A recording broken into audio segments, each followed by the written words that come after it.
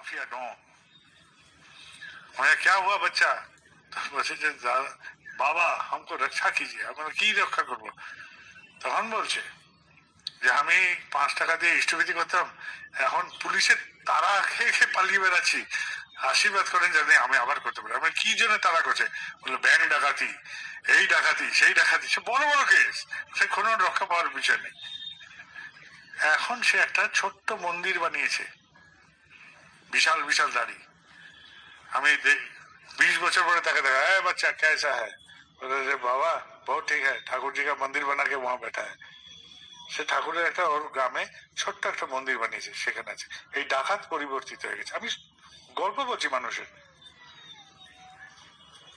এগুলো সব মানুষের গল্প। আমরা এরকম হতে পারি, ঠাকুর আমাদের এরকম করে তুলতে পারে,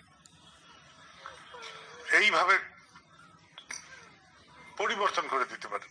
মাথার দাম 5 লাখ টাকা, 5 লক্ষ টাকা তার মাথার দাম ভারতীয় সরকার ডিক্লেয়ার করেছে। সে এসছে আশ্রমে, 25 বছর আগের কথা, 25-30 বছর আগে এসে বর্দা ছিলেন, দিনুদাকে ধরেছে। দিনুদা বলছে বর্দার সাথে তো কথা বলা যায় না, যাও দাদার সাথে কথা বলো। আচার্যদেব, বর্তমান আচার্যদেবকে দেখে তিনি সব কথা বললেন, তার সমস্ত ভার নেমে গেল। সে ফিরলো বাড়ি। সে যখন ফিরছে তখন আর্মির কাছে খবর গেছে, পুলিশের কাছে খবর গেছে, অমুক মনে হয় এই রুটে যাচ্ছে। সে রুটে সমস্ত বাস থামিয়ে চেকিং চলছে একটা জায়গায়। আর এদের বাস তখনও জানে না যাচ্ছে নাইট সুপারে আসাম দেশে। কিছু দূর যাওয়ার পরে এক জায়গায় ডাকাতি হয়েছে, প্রচুর ঢিল ছোড়াছুড়ি চলছে, কেননা ওখানে কিছু ডাকাত তার আগে ডাকাতি করেছে বলে গ্রামবাসী ক্ষিপ্ত হয়ে যত বাস যাচ্ছে ঢিল ছুটছে, পাথর ছুটছে। তো এই বাসটা কোন রকমে বেরিয়ে চলে গেল, পৌঁছালো আর্মি ঘেরাবন্দিতে। সে চাদর মুখে দিয়ে এরকম করে পড়ে আছে, আর একটানা নাম করে গেছে লোকটা। বলছে তার ডায় বায় জানে না, কেন ওই বর্ডারটা পার হলে সে মুক্ত, সে আর তাকে আর ফিরতে হবে না, নতুবা আর্মি খপ্পরে পড়বে এবং তার জীবন ওখান থেকে অন্যরকম রূপ নিতে পারে। সে একটা ডাকছে, ঠাকুর আমাকে এই যাত্রায় বাঁচিয়ে দেওয়া, আমি আর ওই পথে যাব না। আকুতি ভরা আর একভাবে পড়ে আছে। আর্মির লোক উঠছে, এক একজনকে ওঠাচ্ছে, মুখ দেখছে, সার্চ করছে, বের করছে।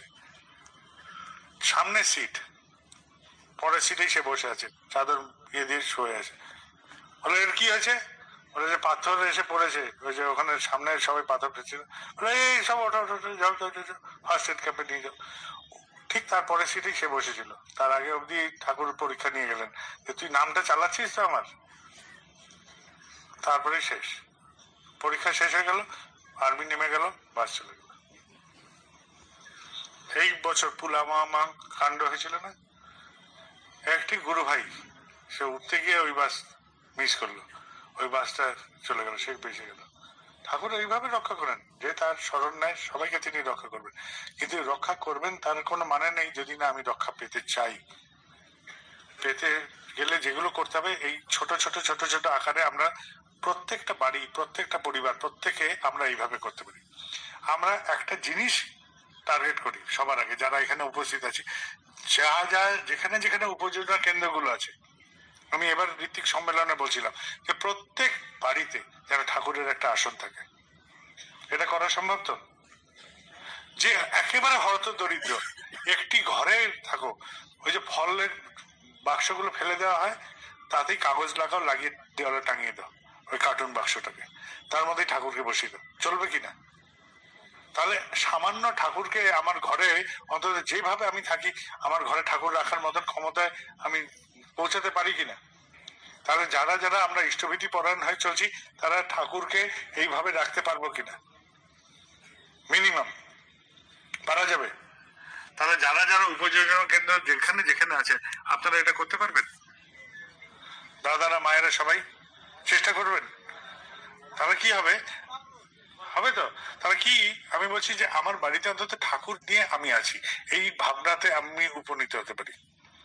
এটা করা যাবে। যার বাড়িতে বহু দেবদেবতার পুজো অর্চনা বহুদিন ধরে চলে আসে, তাকে বলুন যে আপনি আপনার ঠাকুরের আসনটাকে আলাদা করে পৃথকভাবে আলাদা করে রাখুন, এবং আপনার যেসব পারিবারিক দেবদেবতা তাদের একটা আসনে রাখুন, ঠাকুরকে একটা।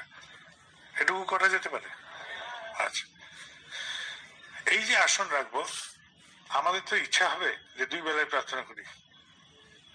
যদি না পারি, একেবারেই পারবো না, তাহলে অন্তত শুক্রবার সকালটুকু করা যেতে পারে। হ্যাঁ, যেসব বাড়িগুলো আছে, উপযোজনা কেন্দ্রে যেসব পরিবারগুলো আছে, বললো যে তোমার বাড়িতে ঠাকুরের আসন রেখেছো, 2 বেলা না পারো অন্তত শুক্রবার সকালটা করা শুরু করে দাও তো ভাই। এটুকু করা যেতে পারে। সকাল কেন বললাম?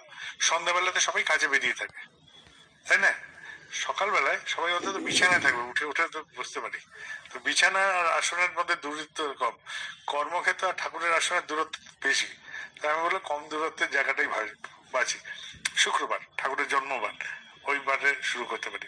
শুক্রবার সকালটা করা যেতে পারে। যদি 2 বেলা না পারো অন্তত 1 বেলা, একদিন সপ্তাহে চেষ্টা করতে পারবে, করা যাবে। আচ্ছা, তাহলে আমাদের সারা দিনে কত সেকেন্ড আছে? 86,400। 5 মিনিটে কত সেকেন্ড হয়? 300।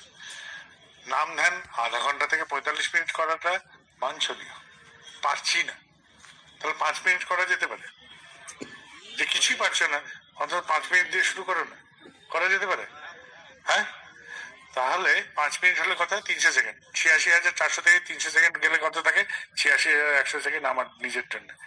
এই 300 সেকেন্ড সরিয়ে দিল, করা যেতে পারে। মিনিমাম মিনিমাম এটুকু করা যেতে পারে।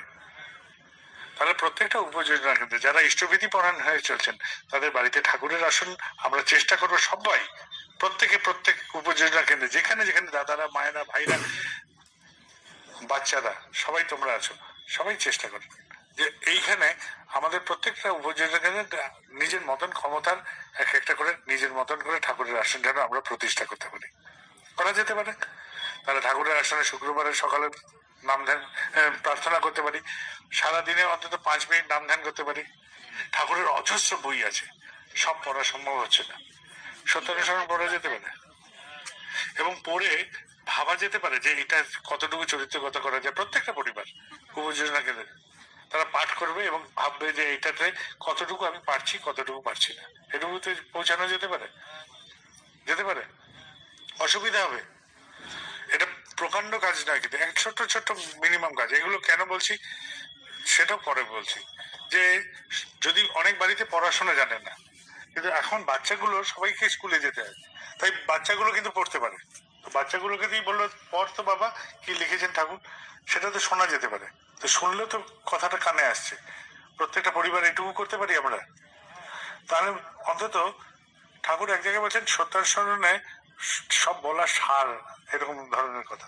তো যদি এরকম ধরি, তাহলে সমস্ত কথা জিস যদি ধরেও নি, তাহলে সত্যানুসরণ পড়লে একটা ভাব তৈরি হবে যে তিনি কি বলতে চাইছেন, আমাদের কেমন করে হতে চায়, হলে তিনি খুশি হন, সেটা বোঝা যাবে। তাই না কি? তাই না? যেরকম দর্পণ থাকলে আমি বুঝতে পারি যে আমার পোশাক আশাক চুল সব ঠিক আছে কিনা, তাহলে প্রতিবিম্বিত হলে, তাহলে আমি সত্যানুসরণের প্রতিবিম্বনে দেখতে পারবো যে আমি কিরকম হয়েছি, কেমন হতে চাইছি, কিরকম করে ভাবতে চাইছি। এটা করা যেতে পারে, ঠিক আছে? আচ্ছা, এখানে শহর এবং শহরতলিতে জায়গা কম, টব গাছে বা যদি আশেপাশে যেসব জায়গায় চাষবাস হয় সেখানে ধানকুনি চাষ করানো যেতে পারে, এবং নিজের বাড়িতেও টবেও লাগানো যেতে পারে। তাহলে আমরা থানকুনি পাতাও খেতে পারি, যদি ট্যাবলেট জোগাড় করতে পারেন করবেন, না তো কি করতে পারি, যেখানে কেউ চাষি আছে তার বাড়িতে জায়গা আছে, আমি বললাম থানকুনি পাতাগুলো শুকিয়ে নাও, শুকিয়ে নিয়ে প্যাকেটে করে দিয়ে দিও, আমরা ওখান থেকে খেয়ে নেবো। এটাও তো করা যেতে পারে। থানকুনি পাতা বা তুলসী পাতা, ঠাকুর যেটা নাম দীক্ষার সময় বলেছিলেন, নাম নেওয়ার সময়, এই মিনিমাম কাজগুলো কেন করতে চাইছি আমি? এই মিনিমাম কাজগুলো এই জন্য করতে চাচ্ছি যে এইরকম করলে আমাদের যারা ভাবি না, তারাও এই যজন প্রক্রিয়ার মধ্যে ঢুকে গেলে এইরকম করে ভাবতে শুরু করতে পারি। তাহলে ওই পরিবার থেকে একজন মানুষ আরেকজনকে যাজন করার জন্য চেষ্টা করবে, তাই না কি?